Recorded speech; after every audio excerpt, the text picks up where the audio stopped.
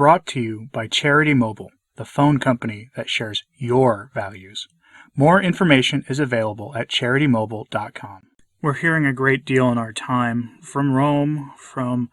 the bishops and around the world, usually the ones most closely aligned with Francis. We're hearing a lot these days about the need for reform. Seems a little strange given that the Second Vatican, totally non-binding but otherwise ecumenical council, began barely 60 years ago, and yet this topic is coming up again and again and again, and we see it with the Synod on Synodality. We see it in the USCCB 2021 meeting that just completed. So for today, I have some sort of cautionary words from Pope St Pius X, and how he tells us that this constant refrain, this constant drumbeat for reform, is a mantra of the modernists. Not to say that there aren't times in the church history, of course, where things needed to be fixed. There certainly are plenty of those examples of that throughout the history of the church. But here we have the wise words of the saintly pontiff telling us not to be fooled by any of this. On the errors of the neo-reformist movement, an address given by Pope Pius X, delivered to newly created cardinals on the 17th of April in the year 1907. We welcome with the most vivid delight the expression of devotion and filial love for us, and for this apostolic see which you have shown to us in your name, and in the name of your most beloved brothers, for the honor of the purple to which you were called. In accepting your gratitude, nevertheless, we have also to say that the same preeminent virtues by which you are adorned, the works of zeal which you have performed, and the other distinguished services which in different fields you have rendered to the Church, have made you worthy to be included in the register of our sacred synod. And we are gladdened not only by the hope, but by the certainty that, clothed with the new dignity, you will always devote, as in the past, your talent and strength to assist the Roman Pontiff in governing the Church. If the Roman Pontiffs have always needed external help to carry out their mission, this need is felt more vividly nowadays because of the various serious conditions of the time in which we live, and by the continuous assaults to which the Church is subjected by her enemies.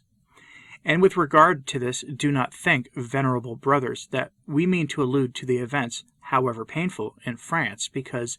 these are largely compensated for by the dearest consolations, by the admirable union of that venerable episcopate, by the generous unselfishness of the clergy, and by the pious steadfastness of the faithful, willing to make any sacrifice for the preservation of the faith, and for the glory of their homeland. Once more it comes true that persecutions do nothing but highlight and hold up for universal admiration the virtues of the persecuted, and at most they are like the waves of the sea, which, hitting the rocks in the storm, purify them, if necessary, from the mud that defiled them. And you know, venerable brothers, that for this reason the Church did not fear, when the decrees of the Caesars ordered that the first Christians either to abandon the cultus of Jesus Christ or to die, because the blood of the martyrs was the seed of the new converts to the faith. But the agonizing war which makes repeat, Ecce in pace amara tudo mea amarissima, behold in peace is my bitterness most bitter, see Isaiah chapter 38, verse 17, is the one that derives from the aberration of minds by which her doctrines are rejected, and the cry of revolt for which the rebels were driven out of heaven is repeated in the world. And, unfortunately, rebellious are those who profess and spread, under subtle guises, the monstrous errors regarding the evolution of dogma, the return to the pure gospel, that is to say, stripped down, as they say, from the explanations of theology, from the definitions of the councils, from the maxims of asceticism, and the emancipation from the Church, but in a new way, without rebelling so as not to be cut off, yet also without submitting so as not to violate their own convictions. And finally, concerning adaptation to the times in everything, in speaking and writing and in preaching a charity without faith, very accommodating to unbelievers, which unfortunately opens the way to eternal ruin for all. You can see, venerable brothers, how we, who must defend with all our strength the deposit entrusted to us, have reason to be in anguish in the face of this attack, which is not a heresy, but the synthesis and the poison of all heresies, which seeks to undermine the foundations of the faith and annihilate Christianity. Yes, to annihilate Christianity, because sacred scripture for these modern heretics is no longer the sure source of all truths that belong to the faith, but a common book. For them, inspiration is restricted to dogmatic doctrines, which are nevertheless understood in their own way, and it differs little from the poetic inspiration of Aeschylus and Homer. The Church is the legitimate interpreter of the Bible, but she is subject to the rules of so-called critical science, which imposes itself on theology and subjugates it according to the modernists. With regard to tradition, lastly, everything is relative and subject to change, and therefore the authority of the Holy Fathers is reduced to nothing. And all these and 1,000 other errors they propagate in pamphlets, in magazines, in ascetic books, and even in novels, and they wrap them in certain ambiguous terms, in certain nebulous expressions, in order always to leave a way open in their defense so as to avoid incurring an open condemnation, and yet to take the unwary in their snares. We, therefore, rely heavily also on your efforts, venerable brothers, so that if in your regions you, along with your suffragans, become acquainted with these sowers of weeds, you may join us in fighting by informing us about the danger to which souls are exposed, denouncing their books to the sacred Roman congregations, and in the meantime, through using the faculties that are granted to you by the sacred canons, solemnly condemning them, in the conviction of the highest obligation you have to assume to help the Pope in governing the Church, to fight error, and to defend the truth to the shedding of blood. Moreover, we trust in the Lord, O beloved sons, who will give us the necessary help at the right time.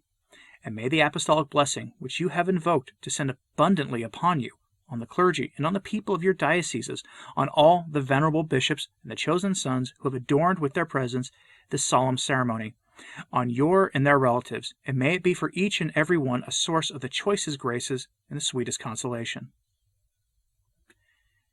Given in Rome by Pope St Pius X on the 17th of April, 1907. This translation is made available by Novus Ordo Watch, which has explicitly said on their website is public domain. If you would like to read it, you'll have to go to their website. That having been said, I think this is an incredible statement that he's making here. How much of this sounds like what we're hearing today? Remember, a few weeks ago, I reported that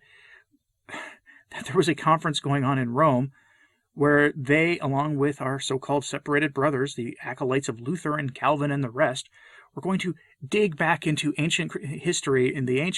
our ancient forebears in the faith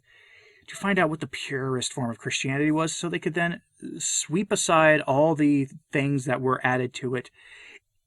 over the long and glorious history of the Church. That practice is explicitly condemned here as heresy. We've seen that a lot going back to the Council, and much of the Council's attitude, a lot of the things that fueled the Second Vatican Council was this desire to get back to a purer form of Christianity